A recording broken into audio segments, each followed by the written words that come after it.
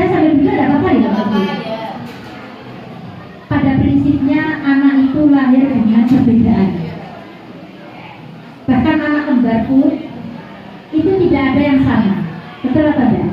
Anak kembar pun itu pasti ada perbedaan karakternya, ya, kesukaannya, hobinya, dan seterusnya. Sama dengan anak kita Bapak Ibu. Di dalam satu kelas ada 32 anak. Dan pasti mereka punya karakter-karakter yang berbeda. Pasti mereka punya tingkat kemampuan yang berbeda. Pasti mereka punya gaya belajar yang berbeda. Dan selama ini kita akui atau tidak, kita masih menyamakan mereka. Betul atau tidak?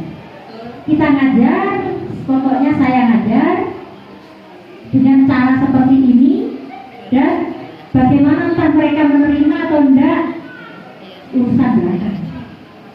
Dan kita hanya melihat dari hasil akhir nilainya. Betul atau tidak?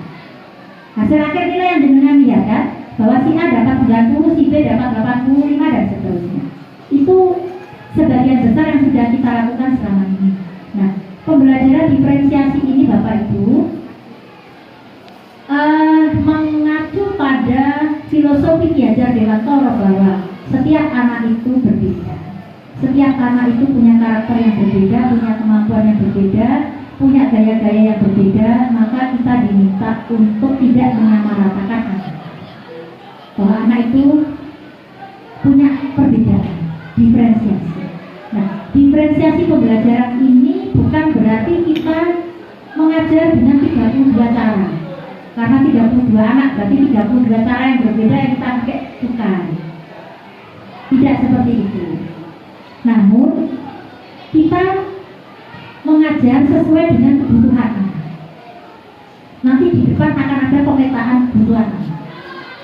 Nah, kebutuhan anak itu nanti di depan ada pemetaan yang namanya ready, kesiapan. Kesiapan itu bisa kita lakukan dengan salah satunya adalah yang disampaikan Pak Joko tadi, tes diagnostik. Nah, kalau tes diagnostik berarti masih kesiapan di pengetahuan. Masih di kesiapan pengetahuan. Anak ini sudah ada di level mana?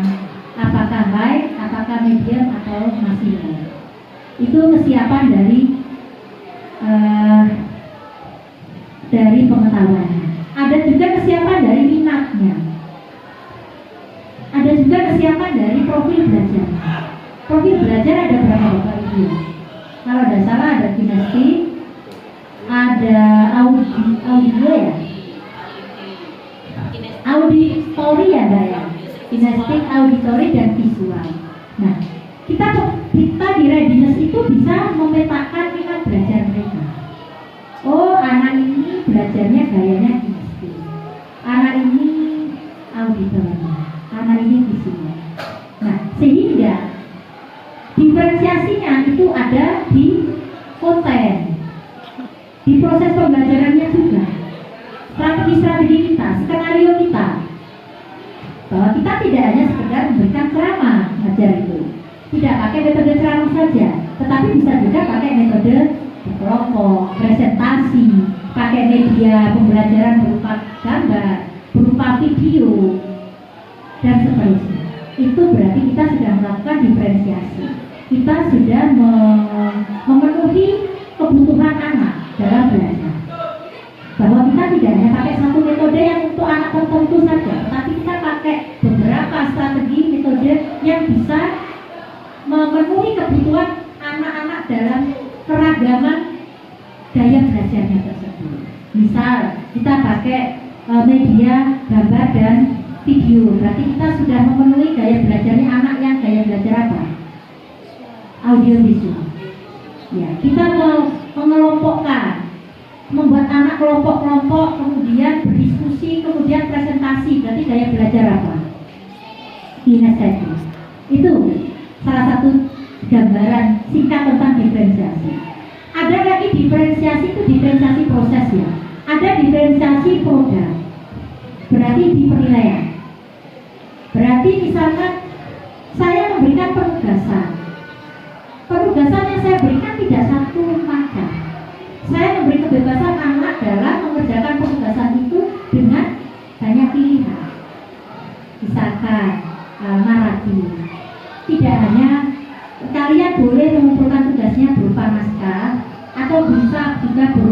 video yang produknya berupa video atau berupa penampilan ya sih. Banyak pilihan. Misalkan tentang iklan, kita tidak hanya menentukan iklan dalam satu tema, tetapi banyak tema. Itu berarti berdasarkan peminatan. Berarti anak itu minatnya di mana? Apakah mengumpulkan tugasnya berupa video? Apakah mengumpulkan tugasnya berupa flyer? Apakah mengumpulkan tugasnya berupa brosur? Ataukah anak yang benar-benar kemampuannya kurang hanya mengumpulkan tugas berupa sangat sederhana tulisan tangannya?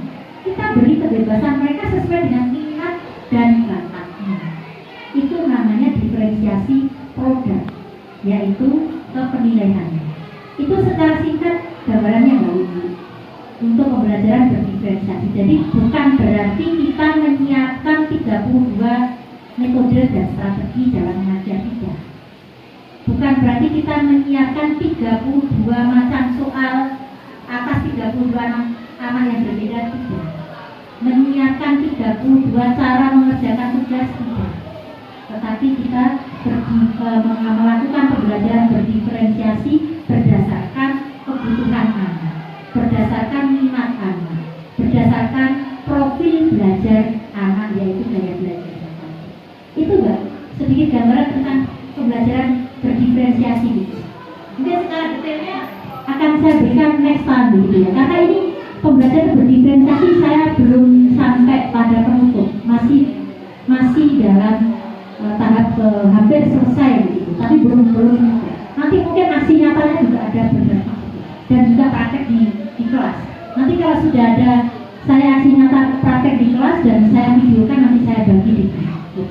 Ya. Begitu ya Mbak. Terima kasih Bapak Ibu. Mohon maaf jika ada banyak kekurangan pas sharing saya hari ini. Sampai ketemu lagi di pertemuan mendatang. Insya Allah, karena saya sudah agak longgar, tidak lagi ketua FDLP Kabupaten. Maka insya Allah saya akan aktif di gugus 2 setelah ini. Itu pun kalau ada batasan 3 kan berarti ada Bu Evi, Bu Latifah sama Bu Evi. Karena kami kan berempat. Nah kalau kami berempat kan jangan narasumber terus ada karena ingin belajar dari yang lain. Terima kasih Bapak Ibu. Saya akhiri. Assalamualaikum warahmatullahi wabarakatuh. Terima kasih kepada pendiri Jaulan dan PD yang sudah memberikan banyak ilmunya kepada kita semua. Semoga bermanfaat. Di sini perlu kita garis bawahi bahwa sesungguhnya kita sebagai guru juga di sini sebagai seorang pembimbing, sebagai seorang pendidik yang tidak hanya menyampaikan materi saja dan tidak hanya melatih keahlian berbahasa Inggris saja. Maka kita perlu juga memperhatikan akhlak karakter daripada anak didik kita, yaitu yang mungkin biasanya belum menyelesaikan masalah menghadapi kesalahan siswa dengan berbagai tingkat. Mungkin setelah mendapatkan ilmu ini, harapan kami Bapak Ibu dalam menyelesaikan masalah atas kenakalan siswa lebih detail dari what the student mistake, apa kesalahannya, ditanyakan kepada anak, apa sih kesalahanmu? Nah itu. Kemudian pertanyaan kedua, why you do it? Mengapa melakukan itu? Itu perlu diklarifikasi. Kemudian kita tanyakan juga pada dia, what should you do? Apa yang seharusnya kamu lakukan? Saya kira itu 3 kata pertanyaan yang bisa membantu kita menyelesaikan masalah agar kita tidak menjadi seorang guru yang killer yang begini.